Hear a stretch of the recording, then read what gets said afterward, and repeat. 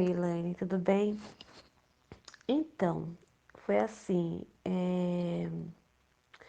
a gente namorou 3 anos, né? 3 anos e 5 meses. E o que que acontece? Ele, devido a muitas cobranças que eu tinha com ele, né? Que eu tinha um pouco de ciúmes, era uma pessoa muito rixosa, né? Isso no namoro. É, ele veio a me trair, né? Ele traiu, ele ficou com uma outra pessoa, eu acabei descobrindo, e aí eu resolvi terminar.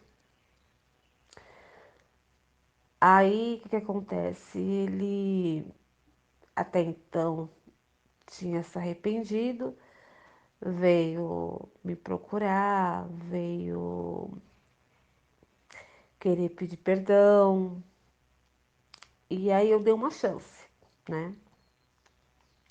Só que assim, essa chance que eu dei, eu jogava muito na cara dele, né? O que ele tinha feito comigo, e isso foi meio que. Eu fiquei meio que pressionando ele, né? Eu pressionei demais, e aí, nessa pressão toda, ele resolveu terminar. E um belo dia ele pegou e veio, chegou em mim e disse que não queria mais, que não me amava mais, né? Ele dizia: eu não quero mais continuar nessa relação, você fica jogando toda hora isso na minha cara e não dá certo, você meio que minou o sentimento que eu tinha por você e o sentimento que eu tenho já não existe mais. E aí eu falava: mas você não me ama mais? Aí ele pegou e falou, né? Eu não te amo mais. Eu não amo você mais, eu quero que você seja feliz, que você encontre uma pessoa que te faça muito feliz e que você cuide da sua vida. Aí ele acabou que me bloqueando, né, do, de todas as redes sociais, né. Eu também bloqueei ele das redes sociais, né, WhatsApp, Facebook, enfim. E aí passou-se 7 meses. Aliás, passou 6 meses, né? E a gente perdeu totalmente o contato, né? Durante esses 6 meses, a gente perdeu totalmente o contato, até porque eu nem queria mais contato, porque assistia muito o seu canal, né? De vídeo. Então, assim, isso meio. Eu já tinha esse pensamento de que eu devia, né, excluir ele tudo quanto é redes sociais, evitar falar, evitar ver, né? E aí, vendo os canais de restauração, eu consegui fixar mais isso em mim, né? E aí acabou que eu deixei ele ir, não fui atrás, em nenhum momento eu fui atrás dele, em nenhum momento eu liguei, nada, né? Aquilo que ele tinha falado pra mim ficou muito na minha cabeça. E aí eu peguei e deixei ele ir, né? E aí foram 6 meses assim, lógico, que eu fiquei muito, mas muito assim triste. Sofri muito. Eu chorei todos os dias, eu chorava todos os dias. Durante esses 5, 6 meses, eu chorava todos os dias, todos os dias. E Deus sempre falava comigo, né? Deus sempre usava as pessoas para dizer alguma coisa, né? Comecei a frequentar a igreja, comecei a me aproximar mais de Deus, né? Nesses 6 meses que eu sofri muito por causa dele. E aí, o que que acontece? Eu viajei nas minhas férias, né? Eu fui para Minas Gerais, fui passar as minhas férias em Minas e lá é um sítio, né, que meu pai tem. E lá eu fui me conectar mais com a natureza, então assim, eu esqueci tudo. Assim, esqueci não, né? Mas assim, eu tentei me desconectar mais de celular, de notícias, né? E me conectar mais com a natureza. E aí, um belo dia, ele me desbloqueou, né, do WhatsApp. E eu vi, né, que ele tinha me desbloqueado do WhatsApp. Só que eu não desbloqueei ele. Eu deixei. Eu falei, não vou desbloquear. Porque como ele terminou comigo, como ele falou todas aquelas coisas que eu não queria ouvir, eu falei, eu não vou, mas eu não vou correr atrás, né? E aí, tipo assim, eu comecei a. Tinha umas duas primas minhas, né, que falou muito comigo, né? Eu contei toda a história que aconteceu. E essas duas primas, sabe, me influenciaram muito para eu desbloquear, para eu conversar com ele, mas eu tava relutando muito. E, e elas falando e falando, aí teve um belo dia que eu peguei e desbloqueei ele do meu WhatsApp. Só que quando eu desbloqueei ele logo em seguida postou uma foto de uma mulher no status do WhatsApp dele. E eu fiquei meio assim, eu falei, poxa, ele tá me pirraçando, porque eu desbloqueei e agora ele vai colocar a foto de uma mulher que ele tá se envolvendo, né, pra me provocar. Até então eu não tinha abrido a foto. Quando eu fui abrir a foto, aí tava lá, né, que é uma prima dele, e essa prima dele, ela veio a falecer de Covid, né? Ela veio a falecer de Covid e aí aquilo me comoveu muito. E eu peguei e mandei uma mensagem, né? Dizendo que eu sentia muito, né? E nisso ele pegou e começou a falar comigo, desabafar, como que aconteceu, que ele estava sofrendo, que a família ficou muito triste, né, com o que aconteceu, até porque se tratava de uma pessoa muito nova, né, que veio a falecer, né, dessa doença, desse vírus, né, que está devastando muitas pessoas. E, e a gente começou a conversar, né? Conversar.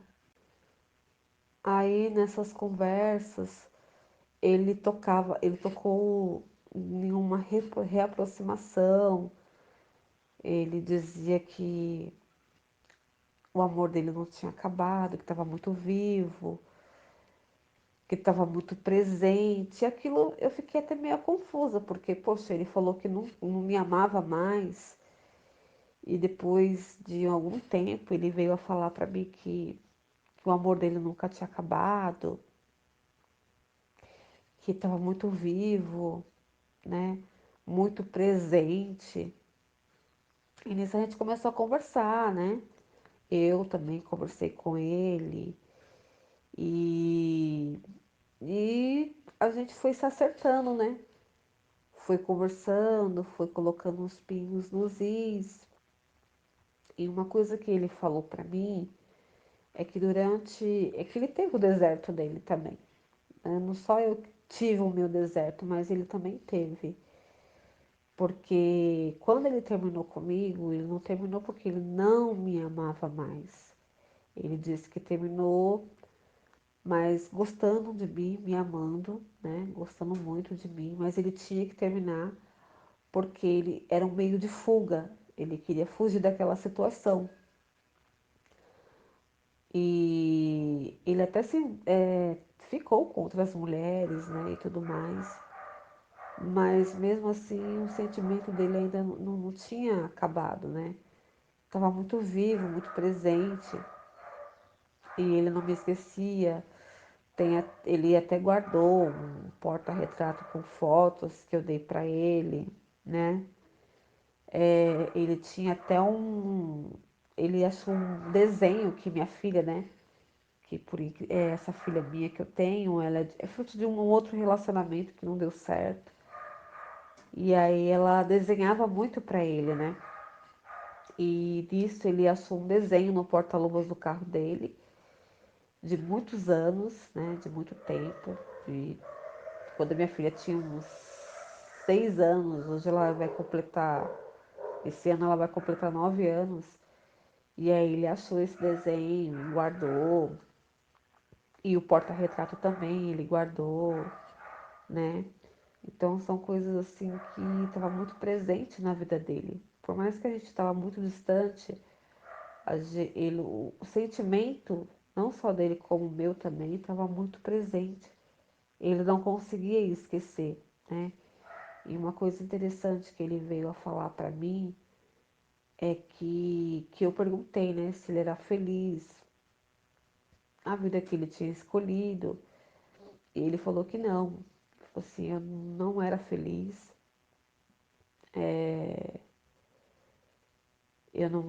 Eu estava na vida promíscua, mas eu não era feliz. Aquela vida não era para mim. Eu nunca quis aquela vida para mim. E, e isso a gente foi conversando, né, durante um mês, nas minhas férias. E aí depois, quando eu voltei, terminou minhas férias e eu voltei para São Paulo, aí a gente se reconciliou e voltamos, né? Estamos juntos agora, né? E já com planos para casar, né? E é isso. Não foi muito fácil essa esse processo que eu passei. Como eu acho que também não deve ter sido fácil para ele, mas não foi fácil para mim porque eu sofri muito, doía demais. Eu mal conseguia trabalhar, eu mal conseguia fazer as minhas coisas. Depois de um tempo que eu fui deixando um pouco de mão, né? Eu fui conseguindo fazer as minhas coisas, mas foi muito difícil. Só Deus sabe o quanto que eu sofri por ele. E creio eu também que não foi fácil para ele, né? Você tomar uma atitude da qual você não queria tomar, mas tinha que tomar para poder fugir de tudo aquilo, de toda aquela pressão que ele sofreu, né? Hoje em dia eu não toco mais no assunto, esse assunto de traição, ele morreu, né? E hoje em dia eu foco mais em ser feliz como ele também. E graças a Deus, ele, ele restaurou meu namoro, né? Com uma pessoa que, para mim, é uma pessoa maravilhosa, uma pessoa boa, não só comigo, como com a minha filha, né? E Deus restaura o que Ele quer, né?